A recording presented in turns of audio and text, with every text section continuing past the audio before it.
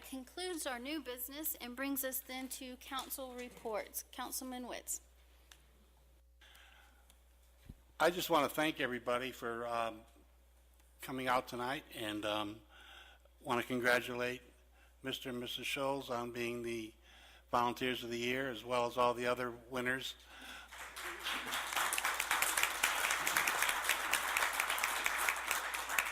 We had a great banquet Saturday night. I guess we had somewhere around 100 people, I would say, give or take a few.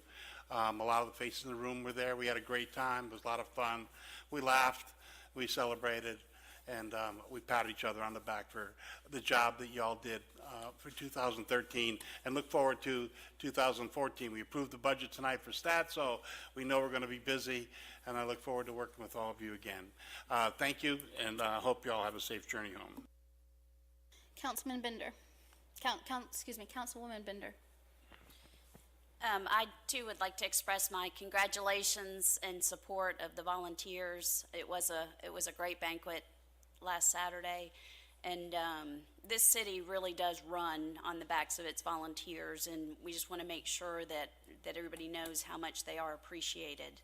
And you may be questioning, it is Volunteer of the Year, and yet Kurt and Gretchen both got it, but if you don't know them very well, you'll understand that they're a package deal. You don't have one without the other, so it was totally appropriate in this case to have two people fill that one position. But it was a great time, and even for those who were not voted on in their organization, their work is very much appreciated. It's hard to choose. I know when we were first started to talk about who the Volunteer of the Year would be, I mean, I could rattle off at least 10 to 15 names of people that are very deserving, and it just seems like such a shame that they have to wait another year to possibly get recognized. We do really have some great volunteers. And just some free tax advice for everybody. 'Tis the season. If you do have a business, your corporate tax return is due on Monday. So if you have not contacted your accountant, don't. Just go ahead and file your extension. Councilman Emanuel. I also want to add my congratulations to all of the volunteers, and it's kind of repetitious, but we just have an outstanding group of volunteers in this city, and it goes on and on and on and on. And no matter what the issue is, the volunteers are there to help out, and they do an outstanding job, and they're a great group of people. So if you're not involved with the city, get involved, because you have a good time, and it's really a lot of fun looking back and saying, you know, I helped whatever that particular issue was. Now, sometimes it's not so much fun, like when you have to clean up all the fireworks stuff after the 4th of July, and you're out there till 2 in the morning with a broom. But it's still, it's a very rewarding experience. And in that vein, we've had a new restaurant open that I think you've all heard about called the Rice Box. And Jim and Ken Chen are very interested in giving back to the community, and they already have. They raffled off some tickets on their grand opening morning, and they're going to be donating all of the money from the raffle tickets through Give Hunger the Boot to the co-op. And they're not only doing that, they matched what was collected through the raffle ticket, so that's another $336 that's going to the co-op, and they're going to be around helping and getting involved. So if you haven't been there, it's down at Cindy Lane. There's been a number of restaurants in that location. We're hoping this one's successful because some of them haven't been. But I think you'll enjoy the food there, and the people are just outstanding. And I'd like everybody to have a nice, safe ride home, and we'll see you in 2 weeks. Councilman Kraus.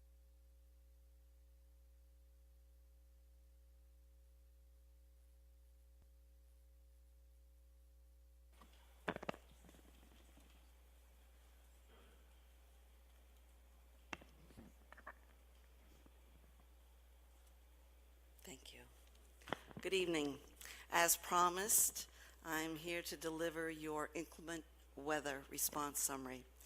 I received quite a bit of information from Public Safety, the Police Department, and our City Manager and administrative staff. And I've broken it down into a few categories. I'm sure you don't want to hear the pages and pages of detailed information. But if you should choose to do so, I'll be happy to answer your questions after this meeting. And the first subject I'm going to talk about is manpower. The hours that were worked during the official closure of the city offices. And the first closure was January 28th through the 30th. And the police department had 39 employees working, and the hours on duty were 500 hours. At that first event, we had no public works working during the closure or hours on duty. During the second closure of the city during the ice storm, February 11th through the 14th, we had 44 police department employees, which amounted to 808 hours of on duty. Public Works had 4 employees and 135 man-hours on duty. The hours on duty do not include sleeping overnight. Sleeping. Event 1 had 2 nights. The first closure, where the employees slept overnight, and the second was 3 nights. The next subject was the supplies. Public Works spent $5,000 on roadway and building sidewalk materials. And Craig, if I'm wrong, that would be gravel, sand, and chemical salt to put down on the roadways and sidewalks, correct? Thank you. The next topic would be communication. Lieutenant John McKinney, who you've heard me say previously is our liaison with the county, had constant contact with the Gwinnett Emergency Operations Center that was activated fully at 5 a.m. through February 11th, through Friday, February 14th. There were no technical communication problems that occurred intra-city or with the county. However, there was discussion in one of the meetings that we had about using the older radios that the garden uses. We had a few instances where we could have used a little more communication, and that'll be discussed in a future meeting. Equipment needs. Well, we're fortunate that we have suffered few debilitating winter weather events, but it seems that we have entered a very new cycle of weather that is impacting our city and our citizens to a point that it's time that we address special equipment needs in 2 main response departments, Public Works and Police. An internal staff discussion was centered on how to address these needs, and they separated need to have from like to have. And in that regard, the staff recommended the following minimum additions to our existing inventory to better meet, though certainly not meet all, the winter weather response needs. Public Works, truck-mounted spreader for applying sand, rock, salt, chemicals. 2, truck-mounted scrape blade for material effectiveness. And 3, bedding and supplies for overnight stays. These will be discussed in greater detail on our budget sessions. And I also understand that some of the bedding and the cots were already purchased for these events.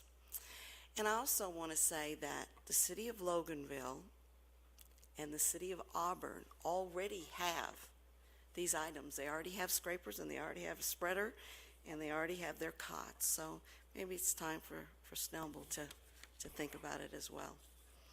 The police department, they're looking at 2 4-wheel drive vehicles for safer mobility during emergency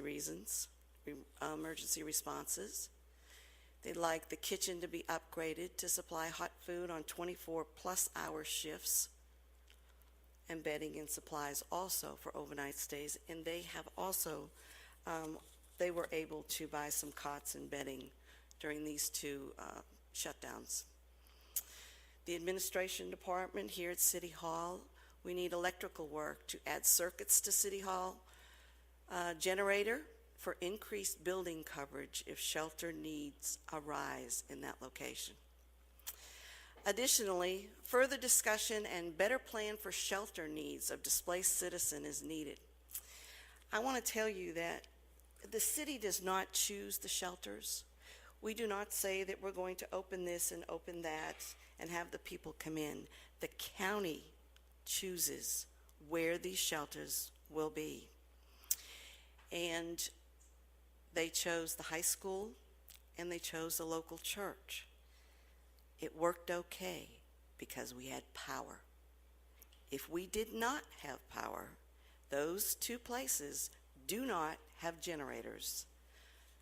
That's under very detailed discussion with in our meetings and in our sessions, that if the power goes out, then what happens? We also need a RFP for on-call contractors to address major transportation cleanup needs to meet possible contingencies. Then we need discussion of role of municipalities at the EOC. We never want to be a hindrance, ever. We just want to be of assistance.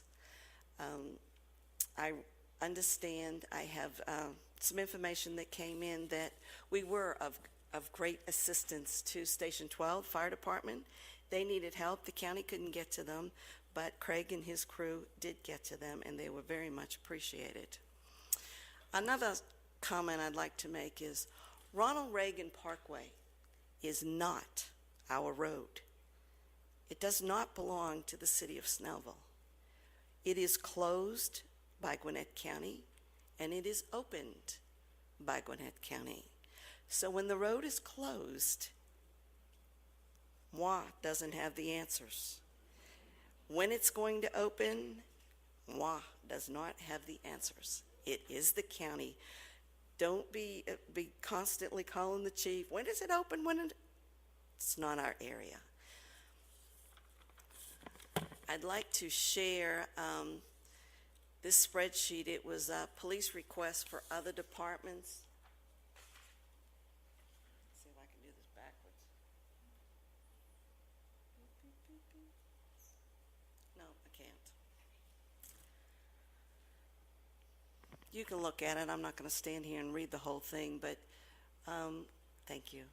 We needed trees down, sand the roads, areas that needed more attention, and this is pretty much the schedule that was followed remarkably well with talented staff. The city staff worked very hard to keep you safe and your streets passable. I've only highlighted a few areas to present to you this evening. The city had a successful outcome because of pre-planning sessions by the staff, the teamwork of all the departments, and detailed communication. I'm always standing here saying we need to pre-plan for emergency management. Pre-plan. It made a difference. Your staff made these city closures look like a piece of cake. No problems, when in reality, they were quite the opposite. Ask Craig Barton and his crew how easy it was to shovel sand, gravel, and salt on Medical Way while the sleet was raining down on them and the wind was hampering their efforts. Ask any of the officers how they fared while patrolling and helping stranded motorists and answering call. None of the staff complained in any way. They did their jobs as you, the taxpayers, would have expected. One area we will address in future pre-planning is what happens when we have no power for an extended period. This is very, very important. Even with county support, FEMA and GEMA, we will be on our own for the first 48 to 72 hours after a disaster. We need to be ready. We don't know what the disaster is going to be. It's going to be tough, but we have an awesome staff, and we will pre-plan. I want to share a letter from Lieutenant McKinney.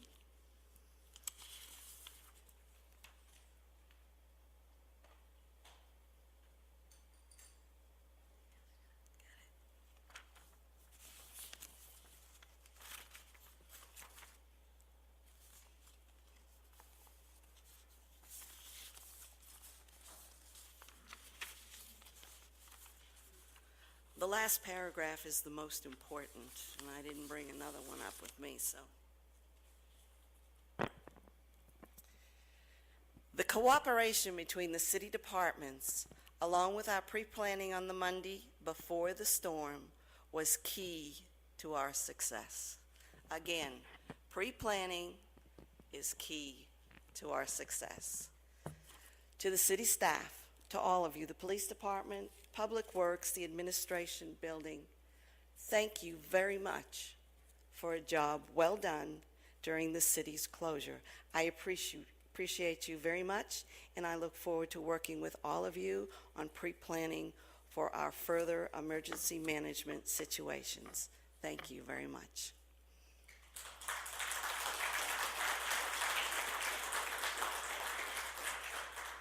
Councilman Howard. Yeah, well, job well done, without a doubt. We had a little miscue Saturday. I was not in attendance at the volunteer award dinner, and I had a prepared statement to make, but somehow or the other it didn't get done, David. But that's okay. So, David Shy. So anyway, I'm just going to read verbatim what we were hoping to get to you Saturday night. I know everybody, the whole group's not here, but still. First, I'd like to extend my most humble apologies for not being there Saturday night to celebrate the Marcy Ferris Volunteer of the Year Award dinner. I have watched with great pride what the efforts of our volunteers have accomplished over the last few years. I applaud each and every one of you, and am very lucky to work beside each of you. The volunteers in attendance and those who are not, and those that are not, are the heart and soul of what is the best about our city. Please enjoy, hopefully Saturday night, and be proud to be somebody in Snellville. And I had two quotes. Volunteers do not necessarily have the time, they just have the heart.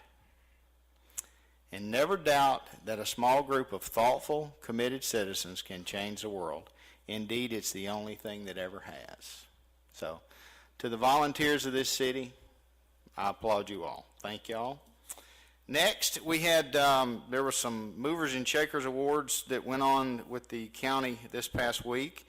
And our own Tori Rose of YSS Athletics was a Small Manufacturer of the Year Award recipient. So you run across Tori at any of the events, make sure you mention that to her. Also had the opportunity, along with our Commission Chair Nash and our commissioners and our City Attorney Powell, to be at the opening of a very unique center here in our county. And you've heard the folks talk about, how our county is one of the most diverse, and just, it just is. I mean, it is. I just, not a way to get around that. But some of you have probably heard the name John Maxwell. And John Maxwell, in cooperation with 12 Stone Church at the Sugarloaf location, opened their leadership center. And it is a very unique leadership center that has, over the course of John Maxwell's life, and his goal is to just build leaders. Leaders build leaders. And with John Maxwell, he's 22 million books. I mean, it's just, Attorney Powell, you were there. You saw what they've invested in. But the key thing is they invest in people, and that's what they teach. You invest in people, and your return will always be positive. Always, always, always. So I was very proud to be a part of that celebration that night. Again, you've heard some things going on tonight with some of our restaurants. We got a lot of places to choose to eat, so that's good. We've still got a lot of great things going on in our city. Continue to be a part of it. The old mantra, more than ever, shop local. You got to do it. Be safe going home. Thank you all very much for the opportunity to serve your city, and drive safe going home. Thanks. That concludes the council reports. Now for the mayor's report. I too would like to congratulate the winners of the Volunteer of the Year Awards, Gretchen and Kurt, and the other winners that were recognized, and thank all of our volunteers, whether you give consistently or whether it's an hour when you can. We appreciate everyone coming together as a community and volunteering in our city. I also want to congratulate Brookwood High School's Quiz Bowl that took first place over the weekend, and want to let you all know that on March 24th from 6:30 to 7:30 p.m. at Brookwood High School in their Commons area, there will be a presentation on crimes against children on the internet. And FBI Special Agent Keith Cabral will be there giving the presentation. So that is such an important topic for our youth, especially in today's times with social media. So everyone is welcome to attend. That is March 24th from 6:30 to 7:30 at Brookwood High School. I also would like to give my congratulations to Tori Rose and her acknowledgement for Small Manufacturer of the Year.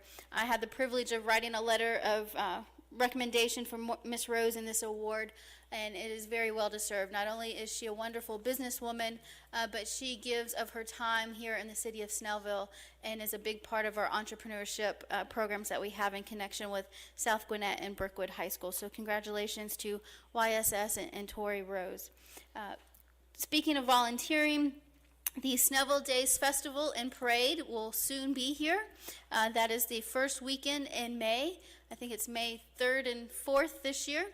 And so if you would like to volunteer for the festival, you can sign up online or see Miss Platt in the back of the room.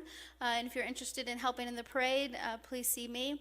We will soon be announcing our Grand Marshal for the year. This year's theme for the parade is Dreams Do Come True. If you have an organization that would like to do a float, don't forget there's a $600 prize for the first place float winner, and it is free to enter the parade. So if you would like to do a float, there is applications online.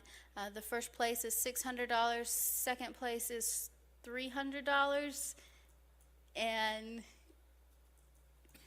it's online. You can figure it out online. But there are cash prizes for first, second, and third place.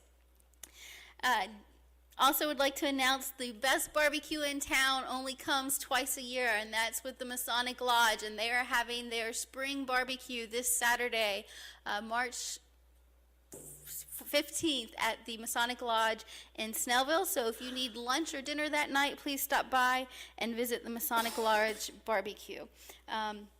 One last thing before I get to pictures. On this Thursday, you can come out and support not only New London Theater, but also the Amanda Riley Foundation. Many of you have heard me speak of the Amanda Riley Foundation in the past, that was founded by Barbara Riley after her daughter Amanda passed away from childhood cancer. Amanda was a student at Brookwood High School when she passed away. It's a great foundation that gives back to children with cancer, and the New London Theater is our local community theater here in Snellville. They are putting on a production of, Mr. Bice, maybe you can help me with this, Wit, but it's got a colon in the middle of it, but Wit. And Thursday, part of the ticket sales go to benefit the Amanda Riley Foundation. So show your support for our local theater and for the Amanda Riley Foundation, and come and check out that performance this Thursday, March 13th. Now we have some.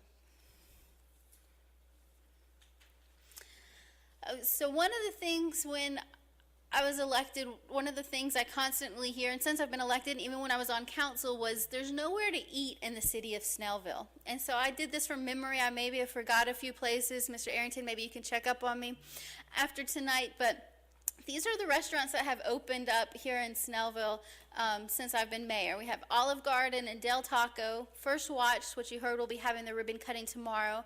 It's a fabulous restaurant. I've been there a couple times already. Organic food. Rice Box, whose grand opening we had the other day.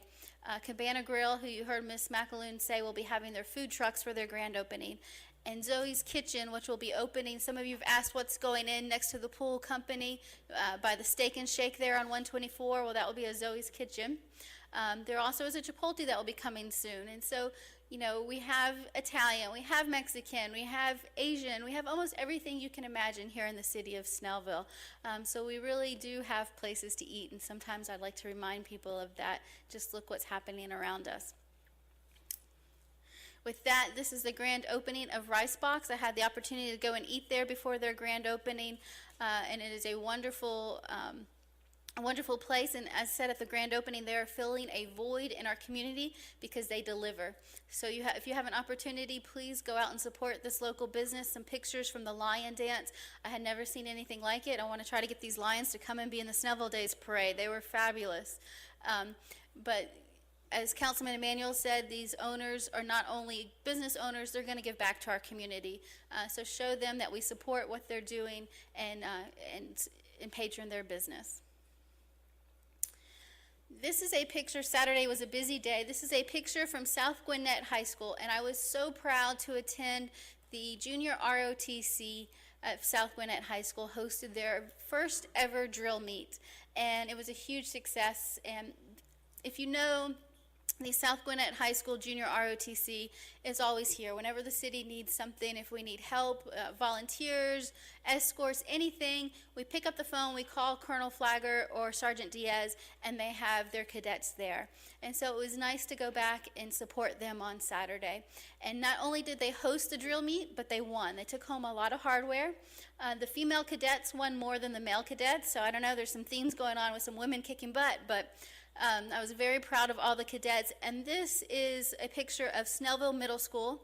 They have JLC, which is the middle school version of the junior ROTC, and they also competed. There were 9 high schools that competed on Saturday and 3 middle schools, and you can see Snellville Middle School carry their tradition and got their own hardware on Saturday. So I'm just so proud of these young men and women, and they are really ambassadors for our city. So congratulations to them, and thank them for everything they do for our city. Finally, I got this email right before the council meeting started, and I just had to share. This is Alexis Jacob, and she is a student at Brookwood High School. She didn't win. She placed 5th at the SCAD Atlanta Area High School art exhibit this weekend, and I just think that artwork is amazing. I've already talked to the art commission about having her maybe come and do a show, but she placed 5th. Can you imagine what the other art must have looked like? But we have so many talented youth here in our community, and this is just one example, so I wanted to share this with you all tonight. And that concludes my mayor's report. Thank you all for coming out tonight, and with that, I will open it up for public comments. Please state your name and address for the record. Do you get anything if I just sent you an email with the, do you get it? No, okay. I didn't sign in, but I'm slipping on my job. I forgot like a major thing that's happening. This Saturday night is casino night. Snellville Tourism and Trade, GECC, and the Rotary Club are working together to put on this event at Summit Chase Country Club. Still looking for if anybody wants to be a table sponsor for $500, if anybody wants to donate anything for the silent auction. There's no donation too small or too large, so we take anything. The tickets are $50 a piece, $90 a couple, so you can save there. Come as 2. We'd love to have you. It's a great menu, and I think, let's see, I pulled it up, make sure. It's Saturday the 15th. Cash bar, door prizes, silent auction, and in that ticket pricing, you get like $10,000 worth of play money. You get 2 drink tickets and dinner. So really, that's a sweet deal to have fun for the night. Come dressed as green, have a little fun. Cocktails start at 6, buffet starts at 6:30, and table play from 7:15 to 9:30. So if anybody wants to donate, you can see myself, you can see Gretchen Schultz, you can see Susan Chapelier, numerous people to reach out to hand us your donations, or if you'd like to sponsor a table. Yeah, there we go. All right, that's it. Thank you so much. Additional public comment? One more activity we have coming up. April 19th on Saturday, we're having our 2nd annual Cops and Robbers Run. It'll start at 7 in the morning. The runners will actually start at 8. You can go to www.copsandrobbersrun.net Applications are available, sponsorship forms are available. We do need sponsors very badly. What am I forgetting? Applications, information, and everything is on the website, or of course you can speak to anyone from the Rotary or the Alumni Association. All the money will be divided for the Rotary Club, who we all know what